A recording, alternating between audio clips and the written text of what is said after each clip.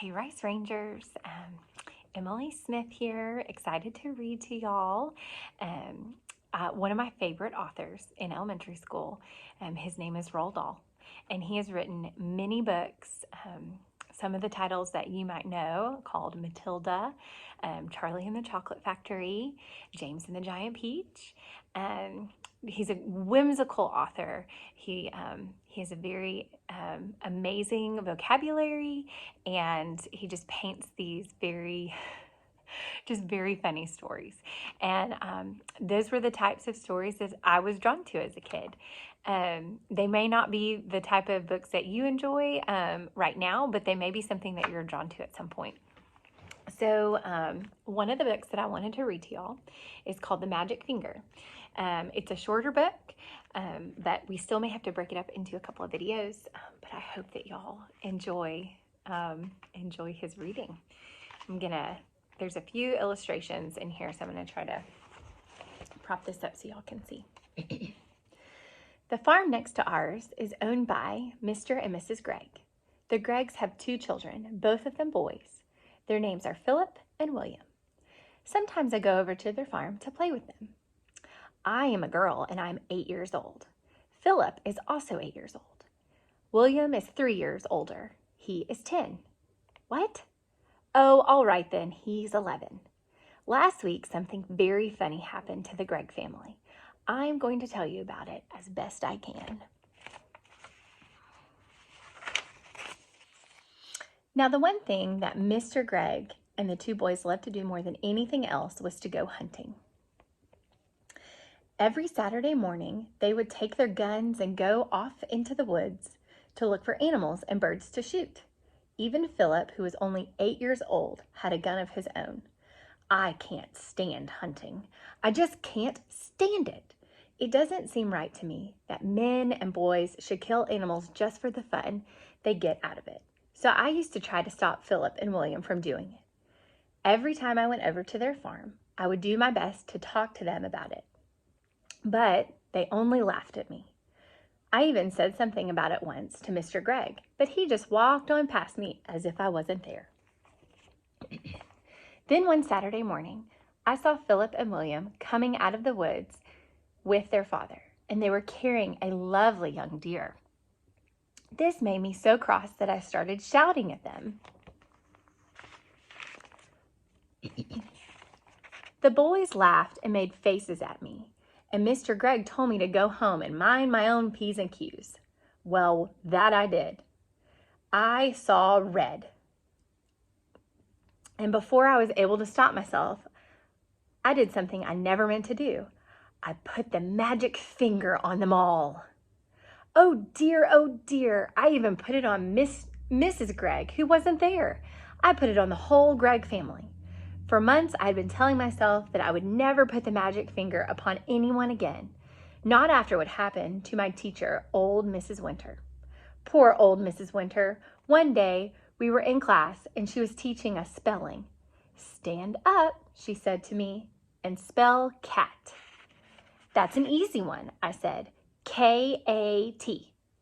You are a stupid little girl, Mrs. Winter said. I am not a stupid little girl, I cried. I am a very nice little girl. Go and stand in the corner, Mrs. Winter said. Then I got cross and I saw red and I put the magic finger on Mrs. Winter. Good and strong. And almost at once, guess what? Whiskers began growing out of her face. They were long black whiskers, just like the ones you see on a cat. Only much bigger, and how fast they grew. Before we had time to think, they were out to her ears. Of course, the whole class started screaming with laughter, and then Mrs. Winter said, "Will you be so kind as to tell me what you find so madly funny, all of you?" And when she turned around to write something on the blackboard, we saw that she had grown a tail as well. It was a huge bushy tail. I cannot begin to tell you what happened after that. But if any of you are wondering whether Mrs. Winter is quite all right again now, the answer is no, and she never will be. The magic finger is something I have been able to do all my life. I can't even tell you I can't tell you just how I do it because I don't even know myself, but it always seems to happen when I get cross, when I see red. Then I get very, very hot all over. The tip of the forefinger of my right hand begins to tingle most terribly, and suddenly a sort of flash comes out of me, a quick flash like something electric. It jumps out and touches the person who has made me cross. And after that, the magic finger is upon him or her, and things begin to happen. Well, the magic finger was now upon the whole of the Gregg family, and there was no taking it off again. I ran home and waited for things to happen. They happened fast. I shall now tell you what those things were. I got the whole story from Philip and William the next morning, after it was all over.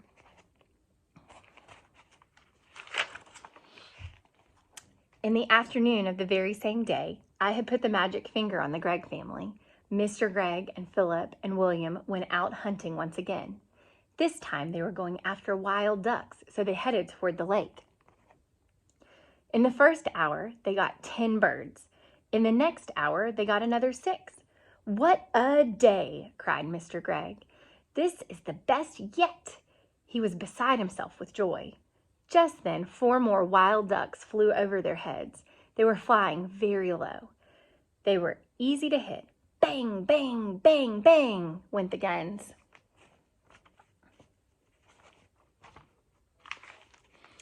The ducks flew on. "We missed," said Mr. Gregg. "That's funny." Then, to everyone's surprise, the 4 ducks turned around and came flying right back to the guns. "Hey," said Mr. Gregg, "what on earth are they doing? They are really asking for it this time." He shot at them again. So did the boys, and again they all missed. Mr. Gregg got very red in the face. "It's the light," he said. "It's getting too dark to see. Let's go home." So they started for home, carrying with them the 16 birds they had shot before. But the 4 ducks would not leave them alone. They now began flying around and around the hunters as they walked away. Mr. Gregg did not like it one bit. "Be off," he cried, and he shot at them many more times. But it was no good. He simply could not hit them. All the way home, those 4 ducks flew around in the sky above their heads, and nothing would make them go away. Late that night, after Philip and William had gone to bed, Mr. Gregg went outside to get some wood for the fire. He was crossing the yard when all at once he heard the call of a wild duck in the sky. He stopped and looked up. The night was very still. There was a thin yellow moon over the trees on the hill, and the sky was filled with stars. Then Mr. Gregg heard the noise of wings flying over his head, and he saw the 4 ducks, dark against the night sky, flying very close together. They were going around and around the house. Mr. Gregg forgot about the firewood, and he hurried back indoors. He was now quite afraid. He didn't like what was going on, but he said nothing about it to Mrs. Gregg. All he said was, "Come on, let's go to bed. I feel tired." So they went to bed and to sleep. When morning came, Mr. Gregg was the first to wake up. He opened his eyes. He was about to put out his hand for his watch to see the time, but his hand wouldn't come out. "That's funny," he said. "Where is my hand?" He lay still, wondering what was up. Maybe he had hurt that hand in some way. He tried the other hand. That wouldn't come out either. He sat up. Then, for the first time, he saw what he looked like. He gave a yell and jumped out of bed. Mrs. Gregg woke up, and when she saw Mr. Gregg standing there on the floor, she gave him a yell too. For he was not a tiny little man. He was now a tiny little man. He was maybe as tall as the seat of a chair, but no taller. And where his arms had been, he had a pair of duck's wings instead.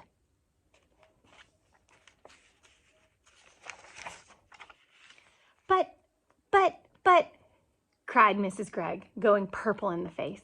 "My dear man, what's happened to you?" "What's happened to both of us, you mean?" he shouted Mr. Gregg. It was Mrs. Gregg's turn now to jump out of bed. She ran to look at herself in the glass, but she was not tall enough to see into it. She was even smaller than Mr. Gregg, and she too had got wings instead of arms. "Oh, oh, oh, oh," sobbed Mrs. Gregg. "This is witch's work," cried Mr. Gregg, and both of them started running around the room, flapping their wings. A minute later, Philip and William burst in. The same thing had happened to them. They had wings and no arms, and they were really tiny. They were about as big as robins. "Mama, Mama, Mama," chirped Philip. "Look, Mama, we can fly." And they flew up into the air. "Come down at once," said Mrs. Gregg. You're much too high."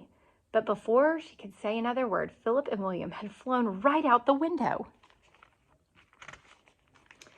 Mr. and Mrs. Gregg ran into the window and looked out. The two tiny boys were now high up in the sky. Then Mrs. Gregg said to Mr. Gregg, "Do you think we could do that, my dear?" "I don't see why not," Mr. Gregg said. "Come on, let's try." Mr. Gregg began to flap his wings hard, and all at once up he went. Then Mrs. Gregg did the same. "Help!" she cried as she started going up. "Save me!" "Come on," said Mr. Gregg. "Don't be afraid." So out of the window they flew far up into the sky, and it didn't take them long to catch up with Philip and William. Soon the whole family was flying around and around together. "Oh, isn't it lovely?" cried William. "I've always wanted to know what it feels like to be a bird." "Your wings are not getting tired, are they, dear?" Mr. Gregg asked Mrs. Gregg. "Not at all," Mrs. Gregg said. "I could go on forever." "Hey, look down there," said Philip. "Somebody is walking in our garden." They all looked down, and there below them in their own garden, they saw 4 enormous wild ducks. The ducks were as big as men, and what is more, they had great long arms like men instead of wings. The ducks were walking in a line to the door of the Greggs' house, swinging their arms and holding their beaks high in the air. "Stop!" called the tiny Mr. Gregg, flying down over their heads. "Go away! That's my house!" The ducks looked up and quacked. The first one put out a hand and opened the door of the house and went in. The others went in after him. The door shut. The Greggs flew down and sat on the wall near the door. Mrs. Gregg began to cry. Oh dear," she sobbed. "They have taken our house. What shall we do? We have no place to go." Even the boys began to cry a bit now. "We will be eaten by cats and foxes in the night," said Philip. "I want to sleep in my own bed," said William. "Now then," said Mr. Gregg, "it isn't any good crying. That won't help us. Shall I tell you what we are going to do?" "What?" they said. Mr. Gregg looked at them and smiled. "We are going to build a nest." "A nest?" they said. "Can we do that?" "We must do it," said Mr. Gregg. "We've got to have somewhere to sleep. Follow me." They flew off into a tall tree, and right at the top of it, Mr. Gregg chose the place for the nest.